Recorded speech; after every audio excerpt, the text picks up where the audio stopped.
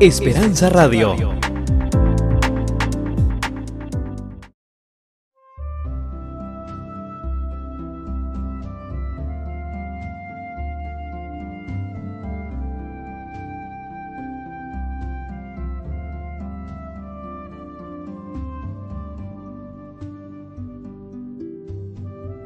Apreciados amigos, les saluda el pastor y doctor Jorge Eliezer Rico, quien tiene el gusto de extenderles una cordial y sincera bienvenida a su programa, Conexiones Bíblicas.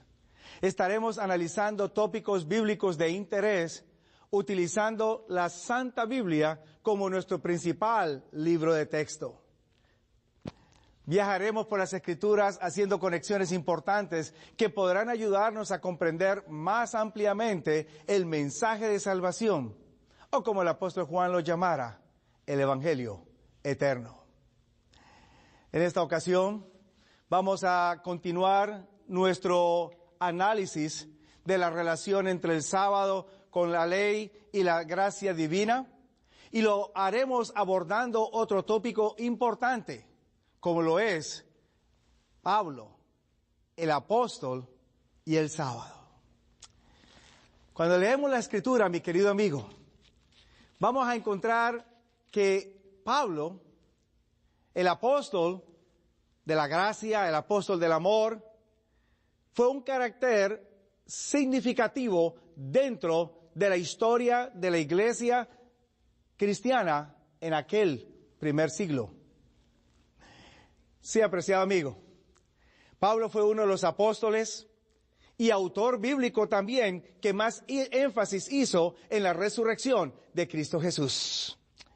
Él lo presenta como la culminación de las promesas que Dios hizo a los padres y entonces fueron transmitidas de generación en generación y ahora encuentran su realidad en Cristo Jesús.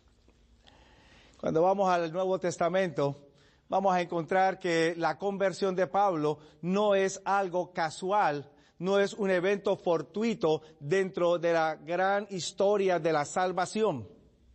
Porque Pablo, por su conocimiento bíblico, por su desarrollo dentro del judaísmo, Pablo había alcanzado un nivel teológico que llega a compenetrarse y a componer un elemento significativo en la iglesia cristiana.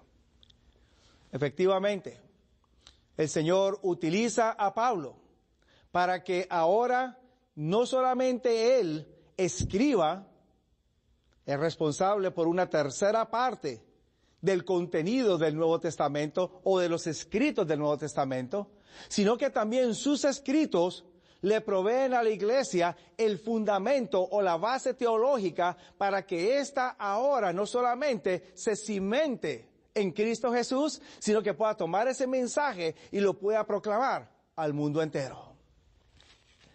Así que el apóstol Pablo, responsable por una tercera parte del canon del Nuevo Testamento, ahora él, a través de sus cartas, hace los siguientes elementos. En primer lugar, Pablo interpreta a Cristo Jesús, el evento de la cruz, a la luz del Antiguo Testamento. Y ahora presenta cómo la cruz y cómo Jesús y su ministerio es un cumplimiento de todas las promesas hechas por Dios a los padres en el Antiguo. Además de presentar y analizar el ministerio de Jesús a la luz del Antiguo Testamento, el apóstol Pablo también aclara que Jesús es el verdadero Mesías y es el cumplimiento de los símbolos, los rituales y las promesas divinas. Es el verdadero Mesías. Y por eso es visto a la luz del Antiguo Testamento. En tercer lugar, Pablo ahora en sus escritos corrige creencias y prácticas incorrectas que los nuevos conversos que venían del judaísmo todavía no habían completamente aclarado en sus mentes. Así que el fundamento que Pablo presentara en sus cartas sería fundamental, o más bien esencial, básico, para el desarrollo teológico de la iglesia cristiana. Mi querido amigo, la mayor lucha que Pablo ahora tiene que enfocar en sus cartas tiene que ver precisamente con la práctica y la tradición que se había desarrollado dentro del judaísmo y que ahora todos los judíos o muchos judíos que venían y se convertían al cristianismo todavía conservaban y todavía querían promulgar. Y era la idea de querer obtener la salvación a través de observancia de ritos, observancia de leyes, querer ganar la salvación por las obras. Pablo lo llama de diferentes maneras en sus escritos. Acompáñeme a la pizarra, vamos a ver algunas de ellas. Por ejemplo, si usted va al libro de los Gálatas, allá en el libro de los Gálatas, capítulo 2, verso 16, Pablo llama a esta práctica de querer ganar la salvación por las obras, como las obras de la ley. Allí mismo en el libro de los Gálatas, pero en esta ocasión, en el capítulo 4 y en el versículo 3, Pablo los llama los rudimentos del mundo.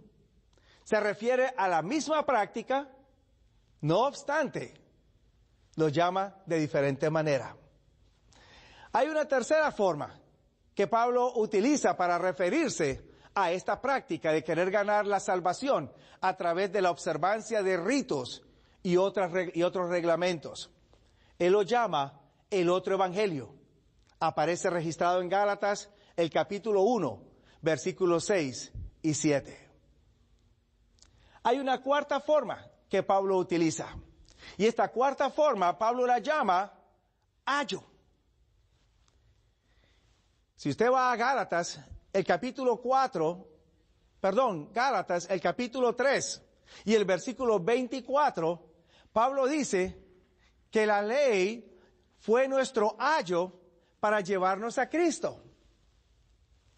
Quiere decir entonces, la palabra ayo, que viene del griego paidagogos, que quiere decir guía de niño o instructor de niño, prácticamente el rol de la ley era servir como un tutor que lo llevaría a uno a conocer mejor a Cristo Jesús.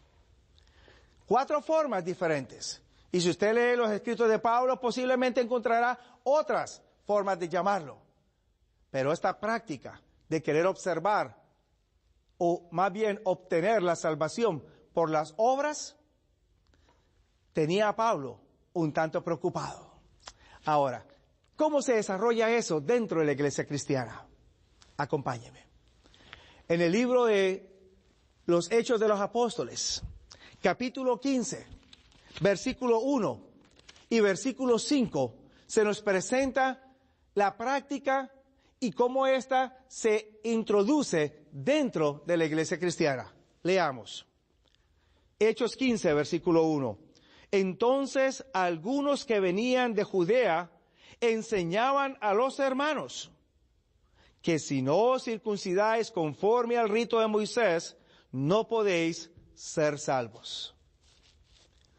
Nota, mi querido amigo, algunos venían y enseñaban a los hermanos que para ser salvos había que ser circuncidados, según el rito de Moisés.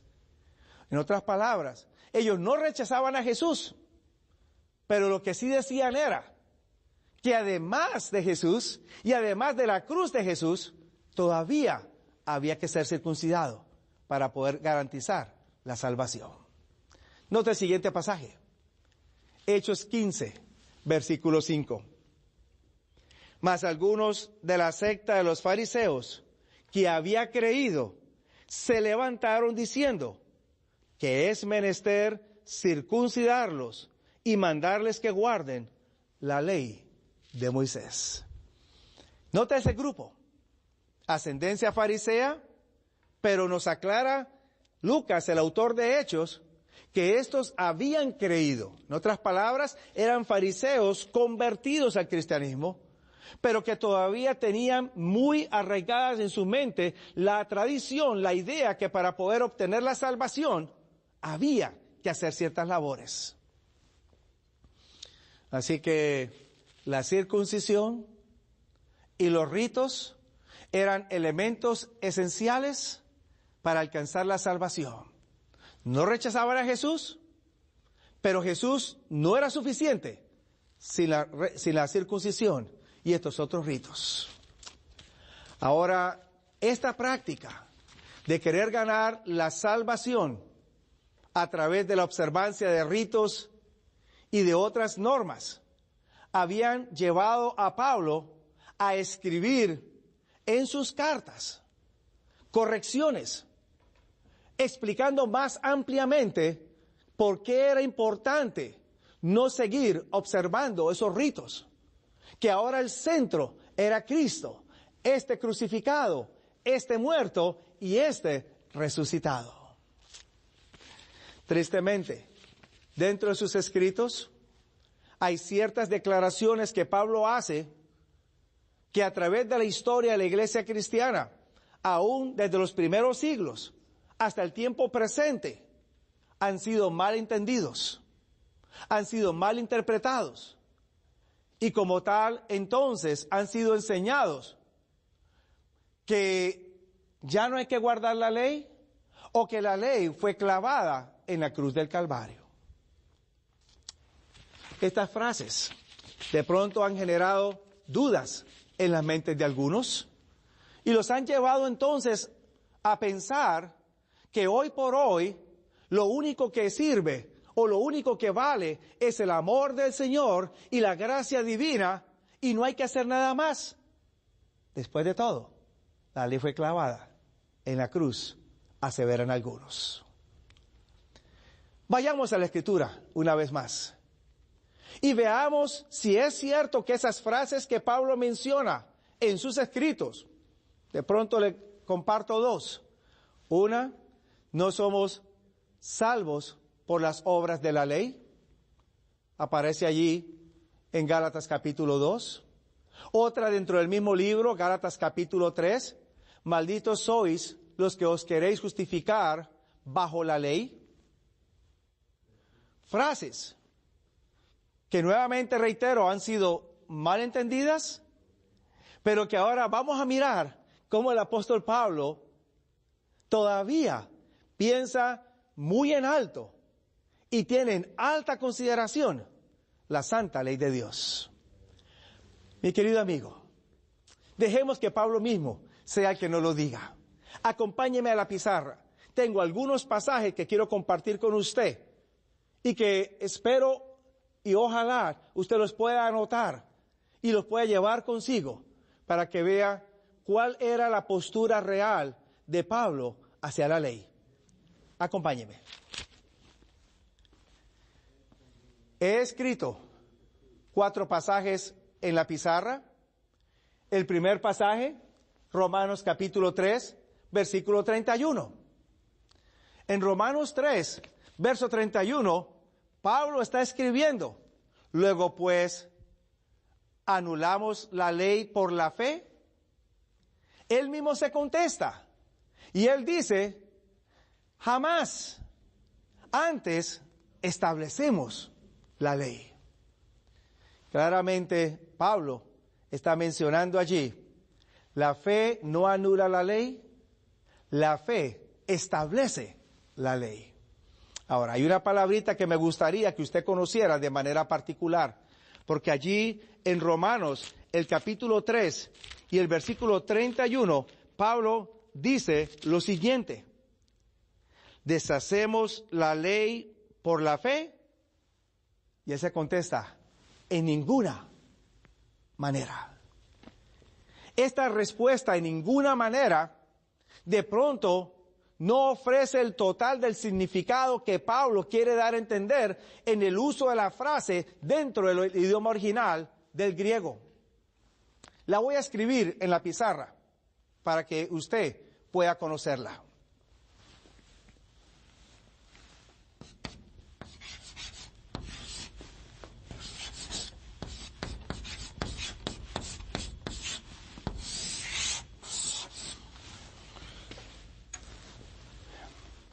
Cuando Pablo se pregunta, luego deshacemos la ley por la fe, y asimismo se contesta, en ninguna manera. La frase que él utiliza y que está escrita en el idioma original, en el griego, es me genoito. Ahora bien, esa frase es muy significativa. Quiere decir lo siguiente. Acompáñenme nuevamente. Me quiere decir no en el idioma original. Genoito quiere decir llegar a ser.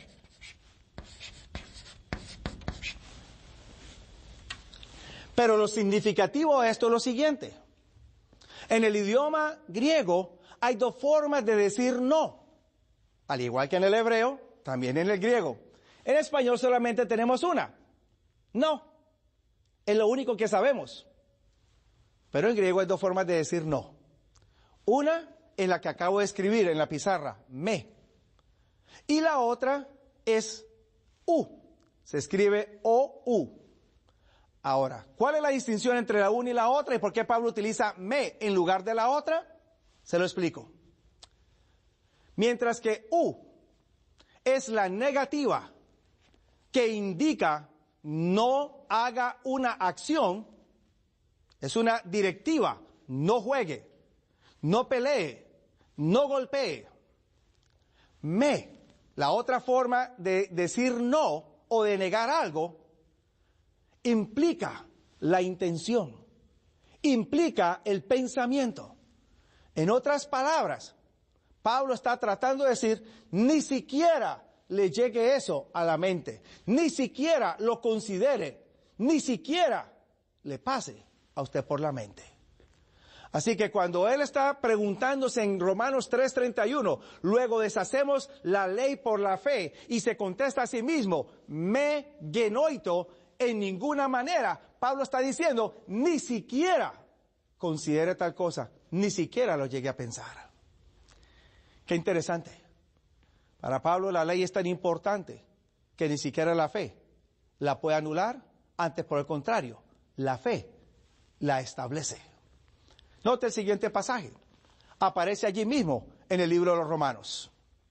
Y en esta ocasión, en Romanos, capítulo 7, 12 y 16. En Romanos 7, 12 al 16, Pablo una vez más me presenta su postura acerca de la ley. Y él me dice, luego el mandamiento es santo, es justo y es bueno. Óigame, mejor declaración que esa no la puede decir Pablo. Note usted luego entonces el próximo pasaje, 1 Corintios, capítulo 7, 18 y 19. Allí en este pasaje, Pablo le está escribiendo a los corintios, un pueblo que es gentil. Corinto se encontraba en Grecia, ubicado en una zona costera de Grecia. Y a estos corintios Pablo les escribe en este pasaje las siguientes palabras. La circuncisión nada es. La incircuncisión nada es.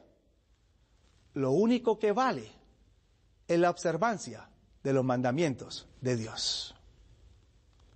¿Qué postura la de Pablo? Que los ritos pasan, pero lo que sí permanece es la observancia de la ley de Dios. Veamos ahora el cuarto pasaje. Y en esta ocasión lo refiero a ustedes a 1 Timoteo capítulo 1, versículos 8 al 11. Y allí en 1 Timoteo, Pablo le está escribiendo nuevamente a alguien que tiene sangre mezclada, judía, de madre judía, pero de padre griego, y le está diciendo a él, la ley es buena si se hace buen uso de ella. Mi querido amigo, encontramos entonces que la postura de Pablo no es contraria a la ley de Dios, no es negativa hacia la ley de Dios.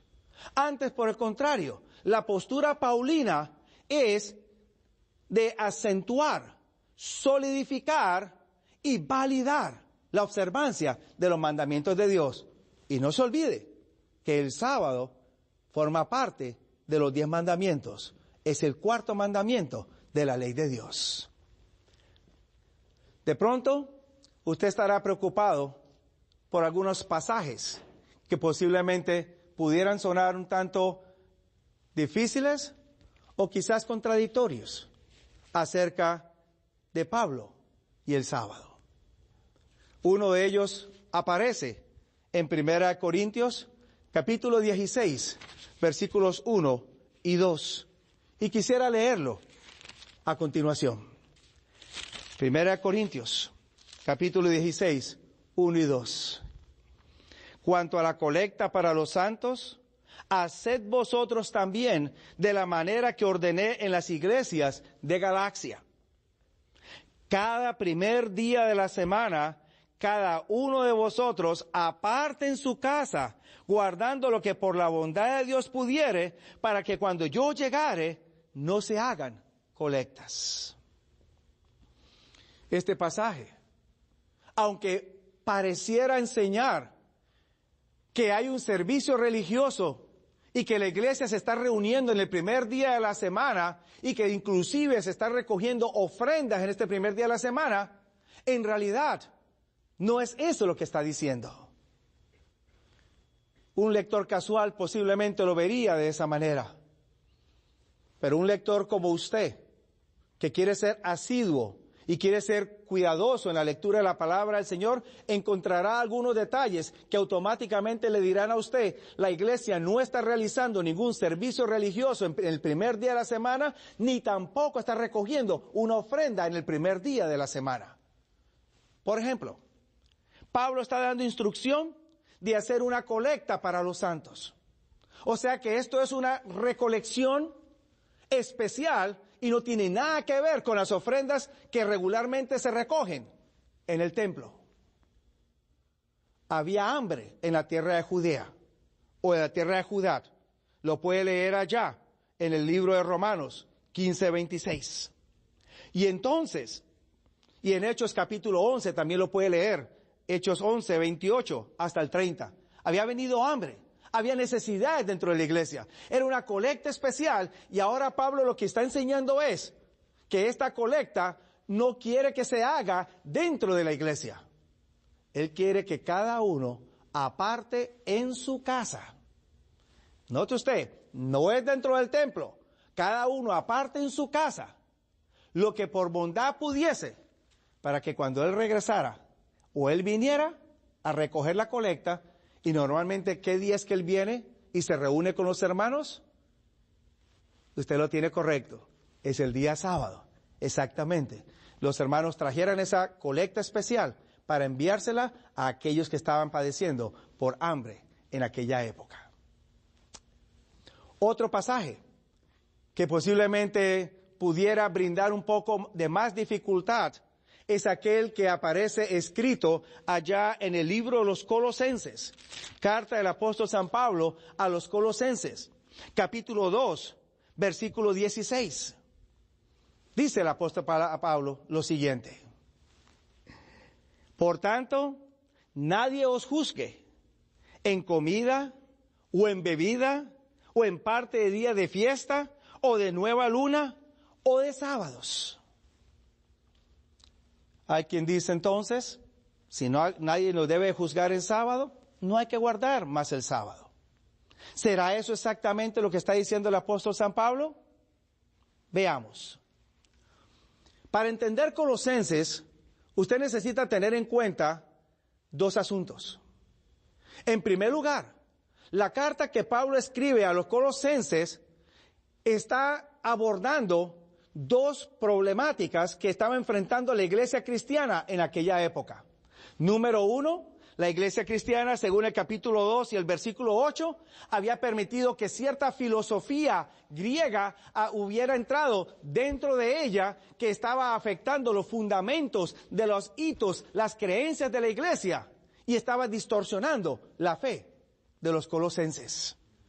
Mirad que ninguno os engañe por filosofías y vanas sutilezas, según las tradiciones de los hombres, conforme a los elementos del mundo, y no según Cristo. Así que, mi querido amigo, Había un problema dentro de la iglesia en Colosas. Colosas quedaba en el Asia Menor, pero la filosofía griega todavía permeaba el pensar de la gente en aquella época. ¿Qué hito o qué creencia especial estaba afectando esta filosofía?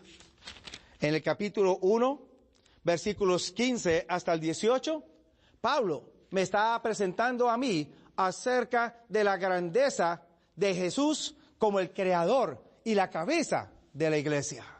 Luego en el capítulo 2, Pablo me habla a mí, allá en el versículo 9, que es en Cristo Jesús que habita toda la plenitud de la iglesia corporalmente.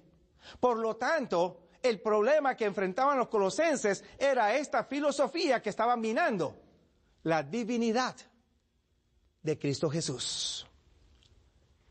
Ahora, con el fin de aclarar, Pablo entonces presenta que Jesús es aquel que nos perdona nuestros pecados.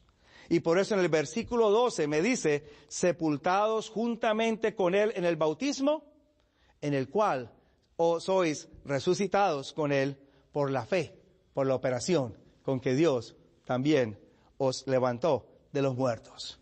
Y ahora entonces continúa él diciéndome allí mismo en esta carta, y vosotros estando muertos en pecados y en la incircuncisión de vuestra carne, os vivificó juntamente con él, perdonándoos todos los pecados. Así que el problema eran los pecados. ¿Cómo perdonar los pecados? Si Jesús no es Dios, ¿cómo se pueden perdonar pecados? Ahí es cuando él sigue aclarando, mi querido amigo. Y en el versículo 14 él me dice, rayendo la cédula. La palabra cédula es la palabra dogmas, de los ritos que nos era contraria, que era contra nosotros, quitándola de medio y clavándola en la cruz. El Señor no clavó la ley de Dios. Ahí no dice que clavó la ley de Dios. Él clavó la cédula de los ritos. La palabra dogma quiere decir instrucciones humanas, normas humanas que llevaban al hombre a pecar. Lo que clava Jesús en la cruz es el pecado, no la ley de Dios. Mi querido amigo, cuando usted va a las Escrituras en el Antiguo Testamento, la ley de Dios nunca es presentada como estando en contra nuestra. Si usted lee la literatura judía del Nuevo Testamento, usted también va a encontrar que la ley nunca es presentada como estando en contra nuestra. Por lo tanto, la ley no es la clavada. Lo que es clavado son los pecados nuestros. Y por lo tanto, nadie nos puede juzgar. Ni siquiera en las prácticas religiosas. Porque Jesús es el dador de la vida. Dios te bendiga.